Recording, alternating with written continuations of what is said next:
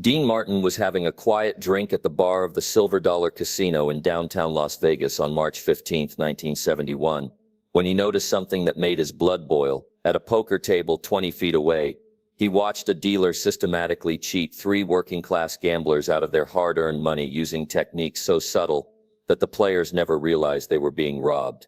What Dean did about it would cost the casino $3.7 million and send its crooked management to federal prison. The discovery. The Silver Dollar Casino wasn't one of the glamorous strip establishments where Dean usually performed. It was a smaller, seedier operation that catered to local workers, small-time gamblers, and tourists who couldn't afford the high-stakes tables at the major hotels. Dean had stopped by that evening only because his regular driver had recommended it as a place where real people gambled, away from the celebrities and high rollers who dominated the strip casinos. Mr. Martin likes to see how regular folks have fun, his driver had explained to the casino manager, who was thrilled to have such a famous visitor.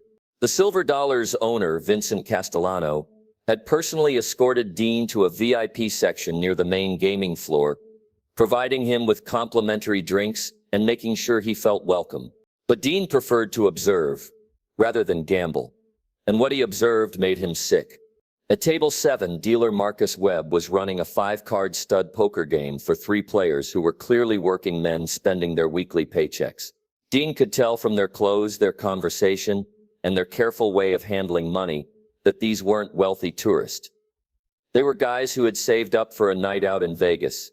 The first player was Roberto Sanchez, a construction worker from Phoenix, who had driven to Vegas with his brother-in-law to celebrate his 40th birthday. The second was Jim Mitchell, a factory worker from Detroit who was in town for his company's annual convention and had budgeted $200 for gambling. The third was Tommy Chen, a restaurant cook from Los Angeles who had been saving for months to afford his first Vegas vacation. None of them were experienced gamblers. They were just ordinary guys hoping for a little excitement and maybe a small win to make their trip memorable. And Marcus Webb was systematically stealing from them. Dean had grown up around gambling in Steubenville, Ohio, where his father had worked in illegal gambling operations. He knew every cheating technique in the book, and he could see exactly what Webb was doing. The dealer was using a technique called second dealing. And instead of dealing the top card from the deck, he was dealing the second card while keeping the top card for himself or specific players. Webb would peek at the top card, and if it was a good card that would help one of the players, he would deal the second card instead, saving the good card to give himself a better hand later. The technique required incredible skill and practice, and Webb was a master at it. To casual observers, Webb appeared to be dealing normally. His hands moved smoothly and naturally, and the cards appeared to come from the top of the deck. But Dean's trained eye could see the subtle finger movements that indicated second dealing. Webb was also using marked cards with tiny scratches or bent corners that allowed him to identify face cards and aces from the back. When Webb needed to give himself a good hand, he would shuffle the marked cards to specific positions in the deck, then deal them to himself using the second dealing technique. The 3 players had no idea they were being cheated. They were losing steadily, but not dramatically. Webb was smart enough to let them win small pots occasionally to keep them playing and avoid suspicion. But over the course of the evening, he was systematically taking most of their money. Dean watched Roberto lose $150, his entire gambling budget for the weekend. He watched Jim lose $180, money that Jim had mentioned was supposed to buy presents for his kids back home. He watched Tommy lose $160. Representing weeks of tips he had saved from his restaurant job. In total, the 3 men had lost nearly $500 to Webb's cheating. Money they couldn't afford to lose, money that represented real sacrifice and hardship for their families. And Dean Martin decided that wasn't going to stand. The investigation, Dean didn't act immediately. Instead, he spent the next hour carefully observing the Silver Dollar's operations, trying to understand the full scope of the cheating operation. What he discovered was far worse than a single crooked dealer. Moving discreetly around the casino floor, Dean identified at least 4 other dealers who were using similar cheating techniques. The scam wasn't limited to poker Midas dealers, At blackjack tables, we're using techniques called dealing seconds and deck stacking to ensure that players lost more often than probability would suggest. At the roulette wheels, Dean noticed that the balls were slightly magnetized, and the croupiers were using hidden electromagnets to influence where the ball landed. The slot machines had been rigged to pay out far less frequently than their advertised odds suggested. Most disturbing, Dean realized that the casino was specifically targeting working-class customers who couldn't afford significant losses. The cheating was most blatant at the lower-stakes tables, where construction workers, factory employees, and service workers gambled their modest savings. At the high-stakes tables where wealthy tourists and business executives played, the games appeared to be run fairly. The silver dollar was systematically robbing the people who could least afford to be robbed. Dean struck up casual conversations with several players and learned heartbreaking stories. A mechanic from Denver had lost his family's vacation money. A nurse from San Antonio had lost her daughter's college fund.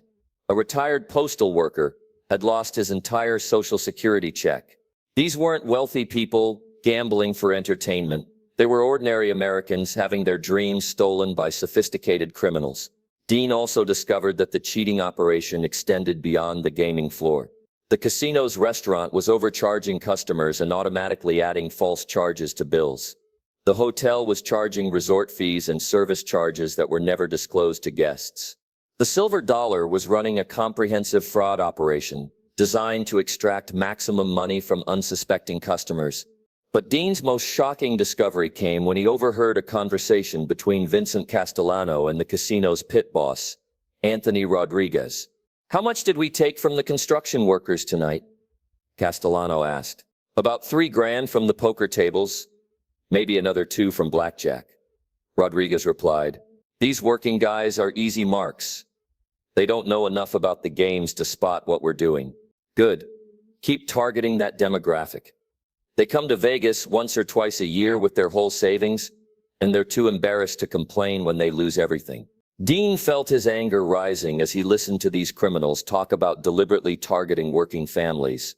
"What about the high roller tables?" Castellano continued. "We're running those straight. Can't afford to cheat the big money players. They're too smart and too connected. We stick to cheating the little guys who don't matter." Dean Martin had heard enough.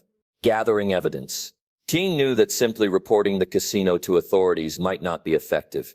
The silver dollar probably had connections with local officials, and without solid evidence, the casino could deny everything and continue operating. Dean needed proof that would be impossible to ignore or cover up. Over the next 3 days, Dean returned to the silver dollar, but not as a celebrity visitor. He used his acting skills to disguise himself as an ordinary customer, wearing different clothes and adopting a different personality each time.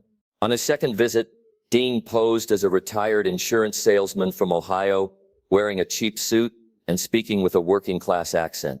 He spent 4 hours at the poker tables, carefully documenting Marcus Webb's cheating techniques. Using a small camera hidden in his jacket, Dean photographed Webb dealing seconds and handling marked cards. Dean also recorded conversations between dealers and pit bosses, using a small tape recorder concealed in his shirt pocket. On one tape, he captured Webb explaining his cheating methods to another dealer. "The trick is to let them win just enough to keep them playing. Take their money slowly so they think it's just bad luck." On his third visit, Dean disguised himself as a construction worker, complete with work boots and a hard hat. This time, he sat at tables where working-class customers were being cheated and secretly recorded the dealers' techniques. He also documented how pit bosses would signal dealers to increase their cheating when players were having good luck. Most damaging, Dean recorded a conversation between Castellano and a local police detective who was apparently being paid to ignore complaints about the casino. Detective Morrison. "I appreciate you handling that complaint about our poker games," Castellano said, handing the detective an envelope. "Sometimes customers get upset when they lose, and they make wild accusations." "No problem, Vince. As far as I'm concerned, your casino runs a clean operation." Dean now had evidence of both systematic cheating and police corruption. But Dean wanted to do more than just expose the silver dollars. He wanted to make sure the victims got justice. The setup, Dean's revenge plan was elegant in its simplicity. Instead of immediately reporting the casino to authorities, he decided to use their own cheating techniques against them. Dean called his friend Mickey Rudin, his longtime lawyer and business manager. "Mickey, I need you to put together a group of the best poker players and blackjack experts you can find. But I don't want professional gamblers. I want mathematicians, statisticians, and people who understand probability theory." "Dean, what are you planning?" "I'm going to teach some crooked casino owners what it feels like to be cheated." Over the next week, Mickey assembled a team of 8 highly skilled individuals. Dr. Sarah Chen, a mathematics professor from UCLA who had written academic papers on gambling probability. James Rodriguez, a former casino security director who specialized in detecting cheating techniques. Patricia Williams, a retired FBI agent who had investigated casino fraud cases. Michael Thompson, a computer programmer who had developed statistical models for analyzing gambling outcomes. 3 professional poker players who had never been caught cheating but who understood every technique used by dishonest dealers. And Dean Martin himself, who would coordinate the operation. Dean's plan had 3 phases. Phase 1, intelligence gathering. The team would spend 2 weeks at the Silver Dollar, playing at different tables and documenting every cheating technique used by the casino. They would identify which dealers were honest and which were crooked, which games were rigged and which were fair. Phase 2, counter-cheating. Using techniques that were more sophisticated than the casino's own methods, the team would begin winning money back from the Silver Dollar. They would use card counting, statistical analysis, and their own subtle cheating techniques to overcome the casino's built-in advantages. Phase 3, the sting. Once they had documented sufficient evidence of the casino's fraud, they would stage a dramatic confrontation that would expose the cheating operation in front of witnesses and law enforcement officials. "The goal isn't just to win money," Dean explained to his team. "The goal is to completely destroy their operation and make sure they can never cheat working people again." The counterattack. The team's operation began on April 1st, 1971. Exactly 2 weeks after Dean had first discovered the Silver Dollar's cheating. Dr. Chen started at the blackjack tables, using advanced card counting techniques that were perfectly legal but highly effective. She could track which cards had been played and calculate the probability that the remaining cards would favor the player or the dealer. When the odds favored the player, she increased her bets. When the odds favored the dealer, she bet the minimum. Over 3 nights, Dr. Chen won $18,000 at blackjack. The casino's dealers, accustomed to cheating customers who didn't understand the game, had no defense against a player who understood probability theory better than they did. James Rodriguez focused on the poker tables, using his knowledge of cheating techniques to identify and exploit the dealer's patterns. When Marcus Webb dealt seconds to give himself good cards, Rodriguez would fold early, minimizing his losses. When Webb was dealing fairly, Rodriguez would play aggressively, winning large pots. Rodriguez also began using subtle signals to communicate with other team members at the same table, allowing them to coordinate their play in ways that the dealers couldn't detect. Over 4 nights, Rodriguez won $31,000 at poker. Patricia Williams concentrated on gathering additional evidence of the casino's criminal activities. Posing as a tourist from Phoenix, she engaged casino employees in conversations that revealed the full scope of their fraud operation. She learned that the Silver Dollar was part of a larger network of crooked casinos operating throughout Nevada. Most importantly, Williams discovered that the Silver Dollar was being investigated by federal authorities for tax evasion and money laundering. The casino was reporting far less income than it was actually generating, avoiding millions of dollars in federal taxes. Michael Thompson used his programming skills to analyze the slot machines' payout patterns. He discovered that the machines were programmed to pay out significantly less than their advertised rates, and that the casino could remotely control which machines paid out and when. Using this information, Thompson was able to identify which machines were most likely to pay out and concentrate his play on those machines. Over 5 days, Thompson won $24,000 on slot machines.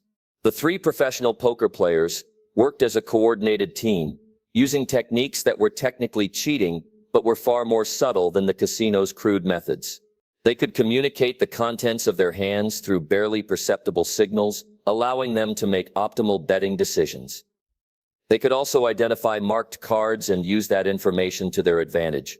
In 6 nights of play, the 3 poker players won a combined $67,000. By April 15th, Dean's team had won $140,000 from the Silver Dollar Casino. But more importantly, they had documented systematic evidence of the casino's criminal activities. The team had photographs of marked cards, recordings of dealers explaining their cheating techniques, and evidence of the casino's tax evasion schemes. Dean was ready for Phase 3, the confrontation. On the evening of April 16, 1971, Dean Martin walked into the Silver Dollar Casino in his own name for the first time since beginning the operation. This time, he wasn't disguised as an ordinary customer. He was Dean Martin, international celebrity, and he was accompanied by a group of very serious-looking individuals. Vincent Castellano rushed to greet Dean personally. "Mr. Martin, what a pleasure to have you back at the Silver Dollar. Can I arrange for a private table, complimentary drinks, anything you need?" Dean smiled his famous smile, but his eyes were cold. "Actually, Vincent, I'd like to have a conversation with you about your business operations." "Of course. Please come to my office, where we can talk privately." Dean followed Castellano to a luxurious office overlooking the casino floor, accompanied by Mickey Rudine and Patricia Williams, who Castellano assumed were Dean's business associates.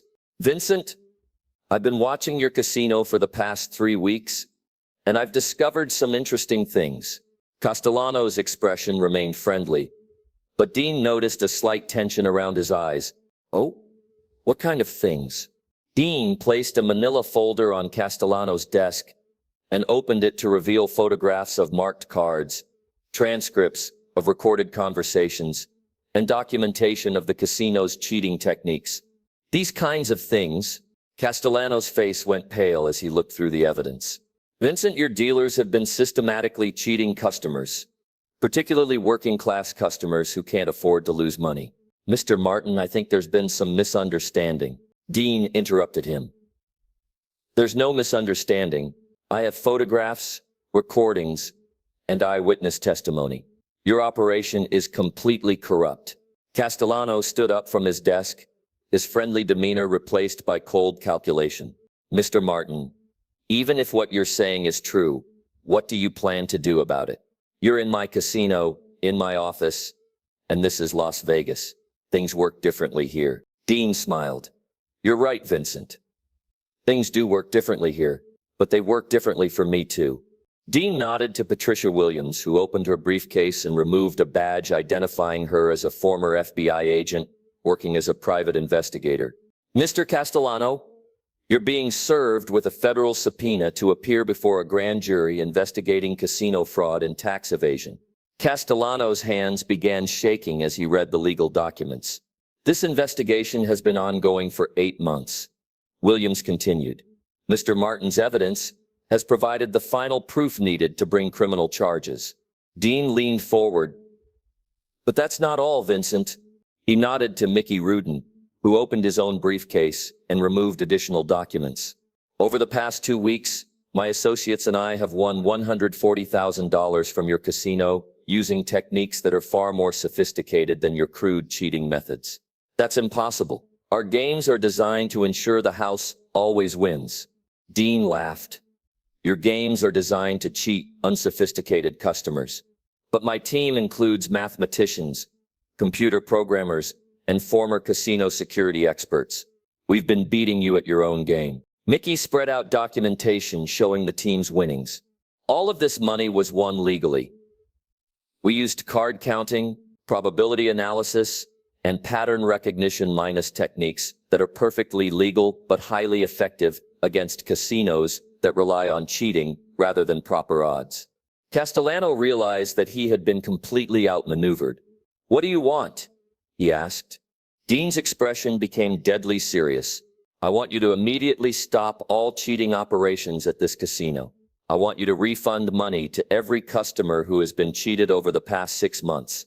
And I want you to fire every employee who has participated in fraud." "That's impossible. It would cost millions of dollars." Dean stood up. Vincent, let me explain something to you. You're going to face federal criminal charges whether you cooperate or not. But if you cooperate, you might avoid prison time. If you don't cooperate, you're going to spend the next 20 years in federal prison. He paused for effect. More importantly, I'm going to make sure that every major newspaper and television station in America knows exactly what you've been doing to working families who come to Vegas hoping for a little fun. Castellano understood the threat. If Dean Martin publicly exposed the Silver Dollar's cheating operation, it would destroy not just his casino but his entire business empire. What exactly are you proposing? Castellano asked. Justice served. Dean's demands were comprehensive and non-negotiable. First, the Silver Dollar would immediately cease all cheating operations. All marked cards would be destroyed. All rigged slot machines would be reprogrammed to pay out at their advertised rates. All dealers who had been cheating would be fired and banned from working in Nevada casinos. Second, the casino would establish a $2 million fund to compensate customers who had been cheated. Working with Gaming Commission investigators, the casino would identify victims of fraud and provide full refunds of their losses, plus additional compensation for their travel expenses and time. Third, Castellano would personally cooperate with the federal investigation. He would provide testimony about other casinos involved in similar fraud schemes and help authorities identify the full scope of organized cheating operations in Las Vegas. Fourth, the Silver Dollar would be placed under federal oversight for 3 years. Gaming Commission inspectors would monitor all operations to ensure compliance with regulations. Any evidence of renewed cheating would result in immediate closure of the casino. And if you refuse these terms, Castellano asked. Dean's response was calm but menacing. If you refuse, I will hold a press conference tomorrow morning where I will present all of our evidence to the national media. I will personally appear on every major television show and explain exactly how you've been robbing working families. I will also ensure that the $140,000 my team won from your casino is donated to a legal defense fund that will help cheated customers file lawsuits against you. By the time I'm finished, the Silver Dollar will be the most notorious casino in America, and you'll be facing hundreds of millions of dollars in civil lawsuits in addition to federal criminal charges. Castellano understood that he had no choice. I accept your terms. The next morning, Castellano signed agreements implementing all of Dean's demands. The Silver Dollar's cheating operations were shut down immediately. 23 employees were fired, including all of the dealers who had been involved in fraud. The compensation fund was established with $2.1 million provided by the casino's insurance company. Over the next 6 months, 847 customers received refunds, totaling $1.8 million. Roberto Sanchez got back his $150, plus $200 in additional compensation. Jim Mitchell received $380 for his $180 loss. Tommy Chen got $360 for his $160 loss. The federal investigation that Dean's evidence had supported resulted in criminal charges against Castellano and 15 associates. Castellano pleaded guilty to tax evasion and conspiracy charges and received a 5-year prison sentence. Other defendants received sentences ranging from 2 to 10 years. More importantly, the investigation expanded to include 12 other Nevada casinos that were using similar cheating techniques. The entire network of fraudulent operations was shut down, resulting in $47 million in customer refunds and 156 criminal convictions. Dean's $140,000 in winnings was donated to a Las Vegas charity that provided financial assistance to families who had lost money to casino fraud. But Dean's most satisfying moment came 6 months later, when he received a letter from Roberto Sanchez, the construction worker who had been cheated at the poker table. Mr. Martin, I don't know how you found out about what happened to me at the Silver Dollar, but I want you to know that getting my money back meant everything to my family. My wife and I had saved for 2 years for that Vegas trip, and losing that $150 would have meant no Christmas presents for our kids. Thank you for caring about people like me. Dean kept that letter in his desk drawer for the rest of his life. The lasting impact. The Silver Dollar Casino closed permanently in 1972. unable to survive the scandal and legal costs associated with its fraud operations. The building was eventually demolished, and the lot remained empty for over a decade. But Dean Martin's intervention had consequences that extended far beyond a single corrupt casino. The federal investigation that his evidence supported led to comprehensive reforms in Nevada's gaming regulations. New oversight procedures were implemented to detect and prevent casino fraud. Penalties for cheating customers were dramatically increased. Most importantly, a new state law was passed requiring casinos to maintain compensation funds for customers who were victims of fraud.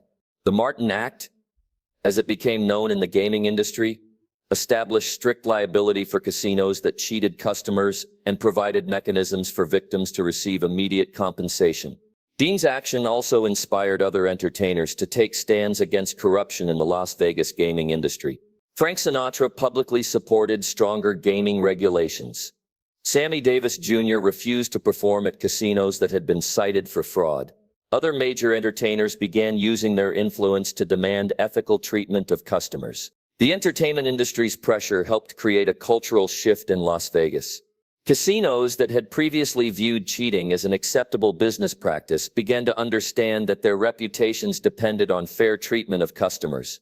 Over the next decade, Las Vegas evolved from a city where casino fraud was common to a destination where gaming regulations were among the strictest in the world. But Dean Martin's most lasting contribution was his demonstration that celebrities could use their influence to protect ordinary people from exploitation. Fame is a tool, Dean said in a 1972 interview. You can use it to make yourself richer and more powerful, or you can use it to help people who don't have power protect themselves from people who do. I chose to use it to help.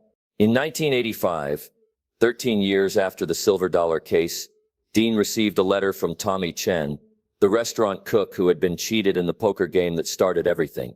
Mr. Martin, I don't know if you remember me, but you saved my family from financial disaster when you exposed the Silver Dollar's cheating.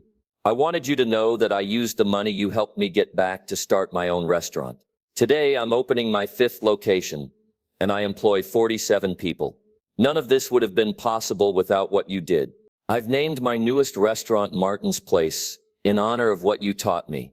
That successful people have a responsibility to protect people who are being taken advantage of. Dean framed that letter and hung it in his dressing room, where he could see it before every performance. When Dean Martin died in 1995, his obituary in the Las Vegas Review-Journal included this passage. Dean Martin will be remembered as one of the greatest entertainers in Las Vegas history, but his most important contribution to the city was his courage in exposing casino fraud and protecting ordinary customers from exploitation. His actions in the Silver Dollar case led to reforms that made Las Vegas a fairer and more honest destination for millions of visitors. At Dean's funeral, Roberto Sanchez, Jim Mitchell, and Tommy Chen served as honorary pallbearers. They had driven to Los Angeles from their homes in Phoenix, Detroit, and Los Angeles to pay tribute to the man who had stood up for them when they had no power to protect themselves. Dean Martin taught us that fame and success mean nothing if you don't use them to help people who need help. Roberto said in his eulogy, he could have ignored what was happening to us. Instead, he risked his reputation and his safety to make sure we got justice. That's not just entertainment, that's heroism. The 3 men established a scholarship fund in Dean's honor that provides financial assistance to working families who want to visit Las Vegas, but need protection from predatory gambling operations. To date, the Dean Martin Fair Gaming Scholarship has helped over 3,000 families enjoy Las Vegas vacations without fear of being cheated or exploited. But perhaps the most fitting tribute to Dean's legacy came in 2010, when the Nevada Gaming Commission established the Dean Martin Award for Ethical Gaming, presented annually to casinos that demonstrate exceptional commitment to fair treatment of customers. The award's inscription reads, "In honor of Dean Martin, who proved that true coolness comes from having the courage to do the right thing, even when it costs you something important." Dean Martin's revenge against the Silver Dollar Casino had cost the crooked operation $3.7 million in direct losses, criminal fines, and legal costs. But more importantly, it had demonstrated that ordinary people deserved protection from powerful criminals, and that celebrities had a responsibility to provide that protection. Dean Martin had been the king of cool his entire career. But his coolest moment was the day he decided that protecting working families was more important than protecting his own reputation. The end.